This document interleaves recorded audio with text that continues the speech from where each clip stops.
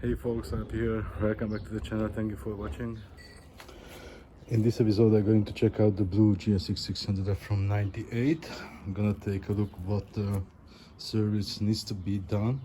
We did a checkup already a long time ago with Victor, but yeah, now because has different owner of the bike, I'm gonna take her apart because she has some starting up issue, mostly with a cold engine. And then later, sometimes even when the engine is warm, still struggling sometimes. So this is what I'm going to take a look in it. So start gonna take off the plastic, the tank, the back side, and then deep inside I'm gonna take a look with the spark plugs, how they are looking, who knows how long the event has been replaced, and then the filters and things like that. So yeah, a lot of things to do. Let's start. This is how I get so far. So the front side is off, the windshield and the front cover is in the left side already. And I had to take off the tank because someone was smarter than stronger and then put here a knot for the inside that I couldn't reach from outside. So it was just spinning over and over and over. So it seems in the holder the chat has been damaged, and instead of get a helicoil to fix it, they just decided to put a nut at the other side. Unfortunately, I have found a lot of screws which has been ripped off the top, and I cannot take off the bottom yet because I have to cut those and try the solution to take them off, and then later I have to find a replacement. Let's go further. Yes, finally it's off. Was another bolt also on this side. But yeah, as you can see, it's a lot of mess.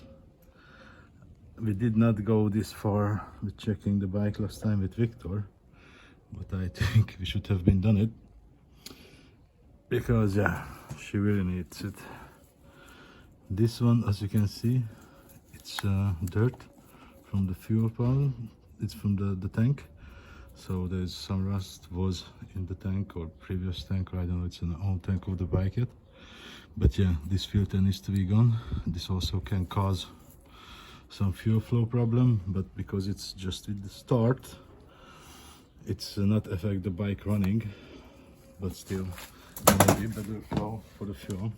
So this is one thing what we have to start with. And then I'm gonna take off the top.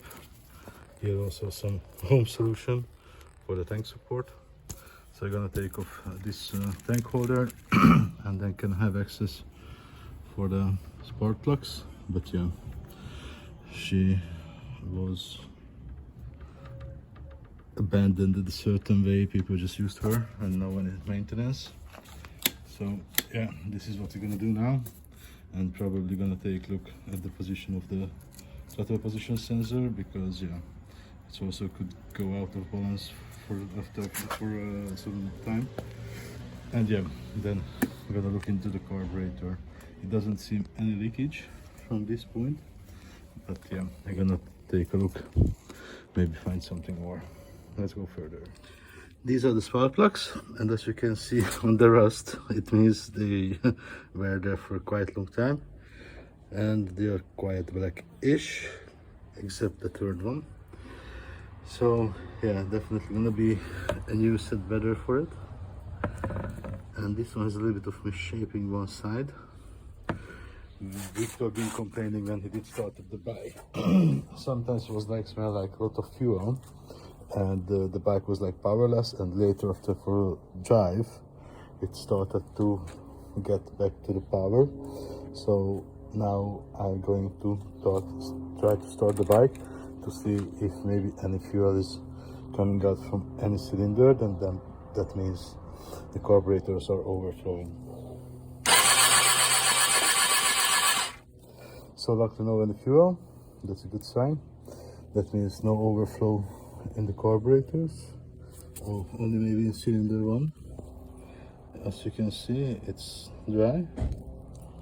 This one too, but this one, wait a sec.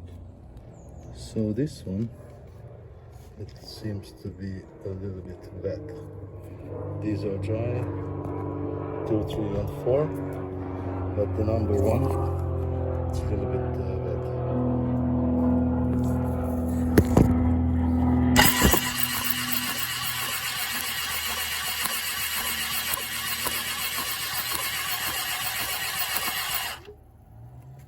So that means this carburetor, this one, it's overflow and fuel running into the cylinder, and that's why probably has problem also to start off with fuel cylinders, and it's blocking, it's make not wet the spark plug and not gonna fire as it should.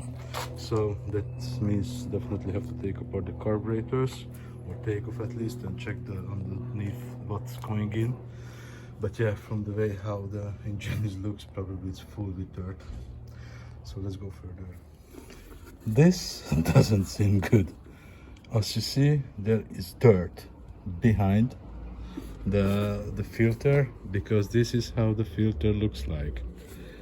It's so dirty, it definitely needs to be changed. Probably it's stuck up so much and the vacuum sucked through and damaged the paper filter itself somewhere. That's why I could get some dust inside. So yeah, it needs to be cleaned definitely.